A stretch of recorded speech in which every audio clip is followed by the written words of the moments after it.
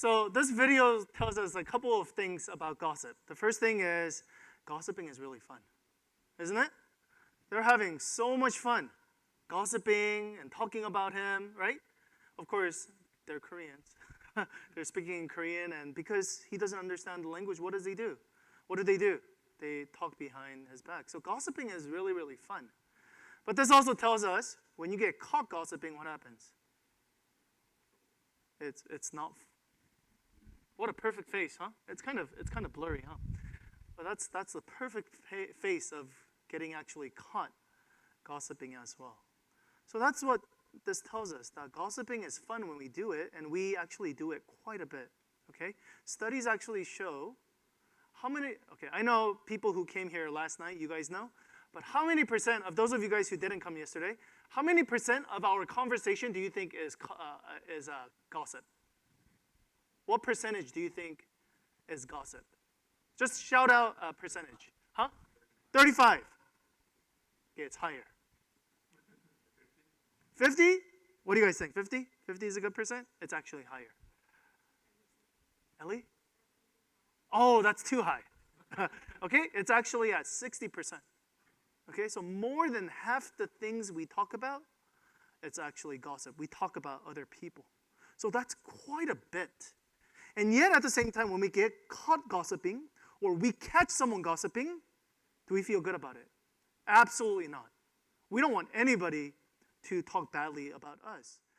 But yet, we find ourselves gossiping. Okay? So that's an issue. So in our series today, as you guys know, we've been talking about mouth and the words that we say. And Proverbs, the Bible actually says how we use our words, it can really bring people down. It can cut people down. But we can also use our words very wisely, and we can actually lift up people and give life to people. Today we're going to talk about the definition of gossip. We're also going to talk about why we gossip, and then how we can actually stop gossiping as well. Okay? So let's go into our first verse. We're going to define gossip. Romans chapter 1 says, they have become filled with every kind of wickedness, evil, greed, and depravity. They are full of envy, murder, strife, deceit, and malice. They are gossips, slanderers, God-haters, insolent, arrogant, boastful. They invent ways of doing evil. They disobey their parents. So right at the top, without even a definition of gossip, is gossip a good thing or a bad thing? No, the Bible says gossip is a horrible thing. So much so that it's on the same category as what? Murder. Do we think of murder and gossip as the same level? No, we don't, right? But the Bible says it's in the same category. It's just, I don't know if it's the same level, but it's in the same category, that it's an evil thing.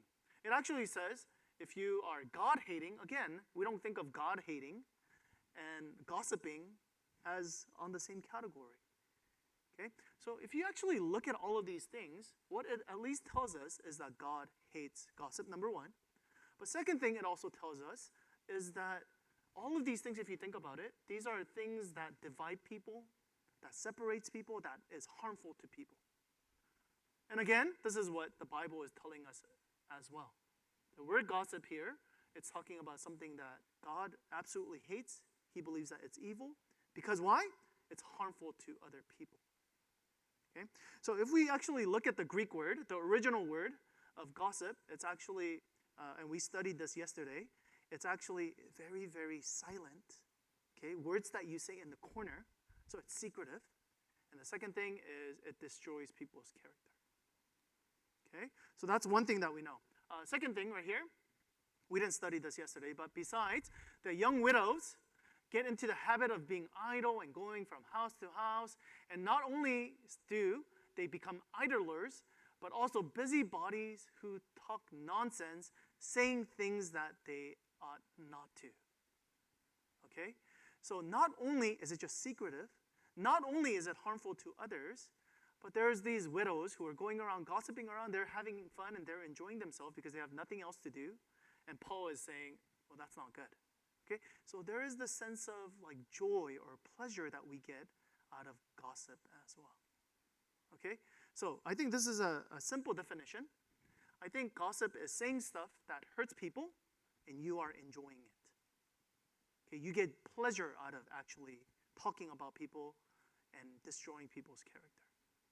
Again, this is what I think the biblical definition of what gossip looks like. Saying stuff that hurts people and you are actually enjoying it.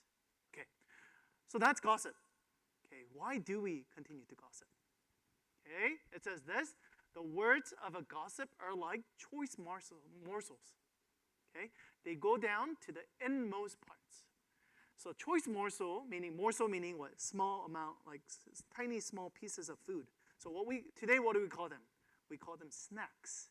So the Bible actually says, gossip is like tiny little snacks.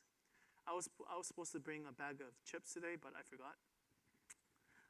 But it's kind of like, have you guys noticed that the smaller the snack is, you actually eat more? You know how like sometimes you think you're going to go on a diet, so you buy something smaller? You know what I mean? And you're like, because when you buy something big, you feel guilty, and so you're like, no, this. But something smaller, like they have tiny size. They have like regular M&M, but they have the mini M&M. You guys know what I'm talking about? But what happens? Because they're so small, you feel less guilty about eating it, right? And so you take one. You're like, oh, that was like 5 calories. And the next thing you know, you're like downing it. And next thing you know, you finish the whole bag because they're like so small and bite size. You guys know what I'm talking about. And this is what the Bible is telling us about gossip and the danger of gossip, right? You speak it and you tell somebody, but what happens? It's like very addictive, isn't it? It's so fun. It's like easy. You know what I mean? Like a steak, you have to cut it and you have to chew it, and it takes some time to process, or vegetable, right? It's like, oh, you have to cook it, you have to steam it, you have to put a whole bunch of sauce just to like digest it. But snack, what happens? You just pop it in, and it just melts in your mouth, and it feels so good. And that's what the Bible is actually saying about gossip is a lot of the times, okay, we gossip because it brings us pleasure. It feels good, doesn't it? To share like something secretive about something secret that you have, and you want to share it with other people. It's like hard for you to hold it in, right? Like there's a Korean phrase. It actually says your mouth, it tickles, right? Because the words are just like right here, and it just tickles, right? And so you just want to say it. And when you do, it feels so good. And the other person, they want to hear it too. And it feels just so good. But it also says it goes down to the inmost parts, right? It actually affects us, right? It's just like candy. It tastes great. It goes good going in, but going out, it never feels good. It never feels good. And that's the same thing with gossip. Is it feels good going out, but you have to face the consequences of gossip. What happens? Is there ever been a good time where you actually gossiped and somebody found out about it and it was like, I'm so glad you gossiped about me? Right? No. Right? It always turns sour. It always turns nasty on us. Okay? So again, it tells us why we gossip. We take pleasure from it. And I think another thing that some of us, reason why we gossip is because we feel like if we gossip, it's about somebody else.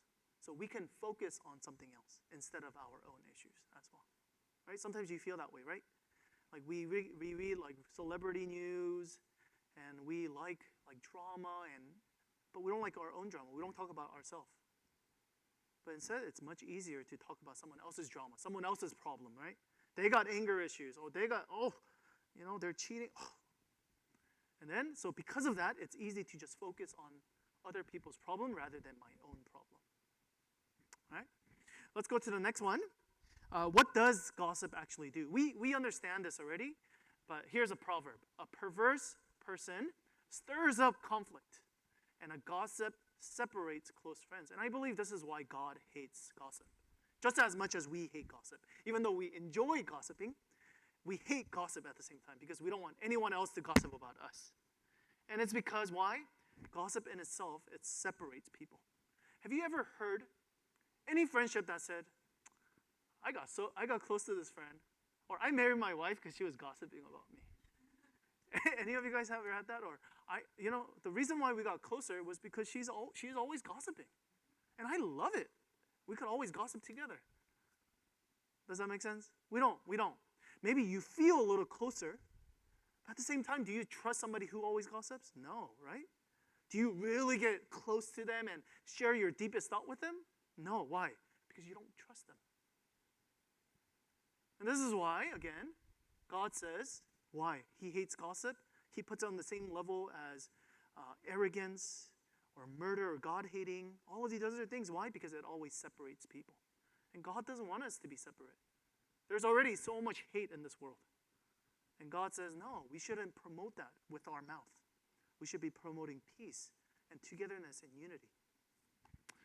All right, so we talked about the definition of gossip. We talked about why we gossip, and we talked about the negative effects of gossip. Okay, now, I'm sure all of you guys are now asking, okay, I know that I think I might have a gossip problem, or sometimes I gossip, but it's really, really hard. It's like trying to stop eating M&Ms. It's really, really hard. If it's there, I want to eat it. It's really hard. So how do we actually stop it? That's the next proverb. I'll skip this. Without wood, a fire goes out. Without a gossip, a quarrel dies down. What happens to a fire when there's no wood?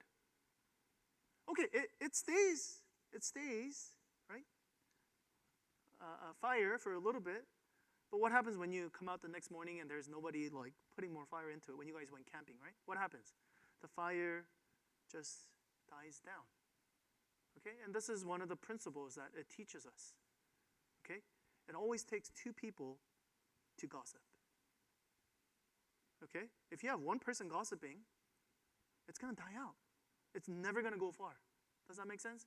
Somebody comes and gossips to you, and they, but you don't respond. You don't add wood to the fire. What happens? It goes away eventually. And that's what Proverbs is actually teaching us. Do you want to stop gossip? Okay? You go, oh, maybe I don't gossip that much, but my friends are always gossiping. Okay? Or you go, oh, my coworkers are always gossiping. Or my wife or husband, my family members are always gossiping. I can't stop it. You actually can. Okay? It's for you to actually disengage from it. Okay? Not add more wood to the fire, to not engage. So there's many, many different, by the way, this is not just a biblical thing. And nowadays, psychologists, they're saying over and over again the negative effects of gossip. Because they realize, too, that gossip separates people, and it's very harmful to a lot of people. So this is what psychology today, this is what they say. Okay? If someone gossips, then this is what you are to say. Okay? This is, maybe some of you guys want to try this. You're supposed to say, why are you telling me this? But not in a mean like, why are you telling me this? Not in an attitudey way, but just like in a very inquisitive way, like, oh, why are you telling me this? Why are you giving me this information? And then they say, according to the research, it stops people, okay? It stops them from their track. And the second thing, it helps them to think about, oh, why am I really sharing this? Does that make sense? And so it's basically, it like stops the flow. Okay? So again, maybe some of you guys want to try something like this. Okay? But there's other of you guys who are like, oh, this is like, I feel like this is, it's like too harsh or things like that. Okay? I have a couple other things. In one of the offices, they actually institute what they call the 24-hour rule. Okay? So the 24-hour rule goes like this. When you hear somebody gossiping about someone else in the office, okay, you stop them and you say, I'm going to give you 24 hours to go talk to that person yourself. Okay? And then if you don't go talk to that person that you're gossiping about, then I'm going to go talk to them. Okay? Okay? Does that sound like crazy? Sounds crazy. Very, very difficult. Yes? Absolutely. But imagine if that was actually instituted in your schools or your work. Okay? Incredibly difficult, but let's say you had to do that at work, or at your school, or in your home. What would happen? A lot less conflicts, a lot less issues. A lot of difficult talks, absolutely, but a lot less issues. And so this author that I was reading, this is exactly what he was saying. It was very difficult. And he said, he was like, whoa. But he said, I was working here before the 24-hour rule, and I was here after the 24-hour rule, and there's a night and day difference. So maybe you want to do something like that. There's a couple more. Another thing that you can do as a listener is you could just change the topic. Okay? Next thing you could do, you could say something positive about the person instead. Okay? Somebody's saying something negative. Okay? Actually, Louis gave a pretty good example yesterday. He says this is what he does. Okay? So if somebody's saying something negative about a person, so you go, oh yeah, but there's this positive thing about the person too. Does it kill the relationship or does it kill the conversation? Absolutely. Is it awkward? Absolutely. Okay, yet, again, you're not adding fuel to the fire. And this is what it's telling us. We have the power to stop adding fuel to the fire. Okay, we can't stop people from gossiping, but we could stop adding fuel to the fire. And this is what the Bible is actually telling us. So I think the principle, I think the principle is don't say anything that you don't want other people saying about you. Okay, don't say anything that you don't want to hear anybody else talking about you behind your back. Right? So that's a pretty good principle. And again, that's a biblical principle. That's the golden rule. Do unto others as you want them to do unto you. I have one more. I actually have a challenge for you guys this week. And then you guys all have your challenge bracelet, right? So challenge for you this week is don't talk about someone that isn't present. Okay, I'll put, this might be super duper hard, so I'll say, don't talk about something negative. Don't say anything negative about someone that isn't present.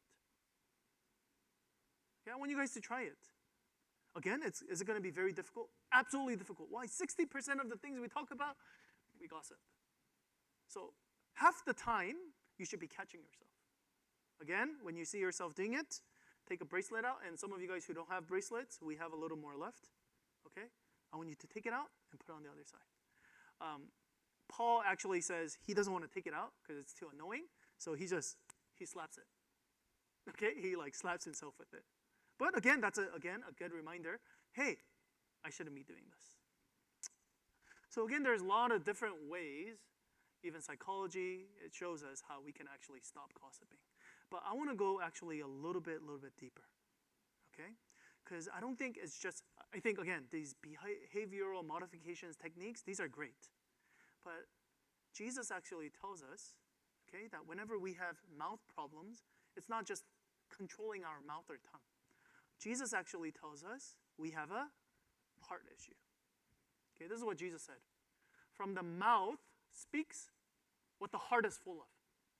For the mouth speaks what his heart is full of. So whatever is coming out of your mouth, whether that's complaint, whether that's gossip, whether that's criticism, negative things, why is it that it's coming out? It's not because you have a loose tongue or you don't have discipline of your tongue, but the root problem of it is because why? You have a gossipy heart. You have a very critical heart. You have a very complaining heart. So it's a heart issue that we have to fix. So again, going back to why we gossip, I think, again, a lot of times we gossip because we ourselves, we got some issues. Okay? We gossip, okay, some of us, we gossip because we don't want to face our own stuff. Okay, there's a lot of stuff in our life that we have to deal with and we don't want to look at it. So gossiping about other people, reading the news and spreading rumors, these kind of things, it makes me feel good. It makes me feel like, hey, at least I know my life is messed up, but their life is more messed up than mine. So I feel much better about myself. Okay, some of us, maybe it's just for fun. It's for pure pleasure. It just feels so good when you're able to gossip about other people. But again, what is it all about? Is it because you care about them? No. It's because what? You get pleasure out of it. So in the end, it just becomes about me. And that's, again, the negative thing about gossip. It never benefits people. It never raises people up. As the Bible says, it's words that kill. Kills your relationships. And when they find out about it, it kills them. It doesn't make them feel good. It makes them feel worse that you're talking bad about them. So, I think this is what gossip says. Gossip says, I feel strong. I feel good. Because they are weak. The people that I'm gossiping about. They are weak. But this is not the gospel. This is not what the Bible teaches us, right? The Bible doesn't teach us, okay, I want you to step on other people. I want you to say bad things about other people so that you can feel better. That's not what the Bible teaches us. What does the Bible teach us? What is the great news of Jesus and the Bible? It is that I am weak. I am weak. It's to admit that. I got problems. I got issues. But God is strong.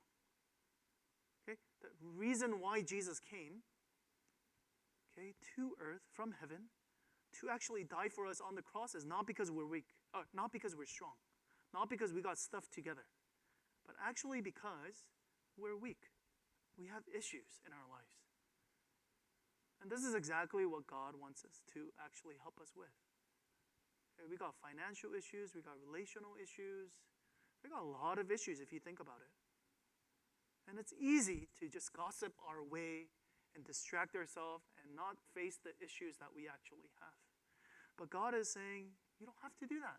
You don't have to step on other people to feel stronger. Instead, admit that you got issues and we got problems. But you actually have a God who cares enough to listen to you, to vent to Him instead, and to actually learn to process and learn to actually deal with these issues that you do have in your life. And that is the gospel. Gossip, again, I feel strong because they are weak. But we don't want to do that. Instead, gospel tells us, I am weak, but God is strong. And this is the God who wants to tell us, with words, we don't have to speak gossip anymore. Right? When you feel strong in God, you don't have to gossip about people. You can actually say good things about people and compliment people and encourage people with your words. As we go into the time of reflection, let us bring our weakness and our brokenness to God and let Him cover you, and may you feel strong in your strength in God who loves us. Let's go into the time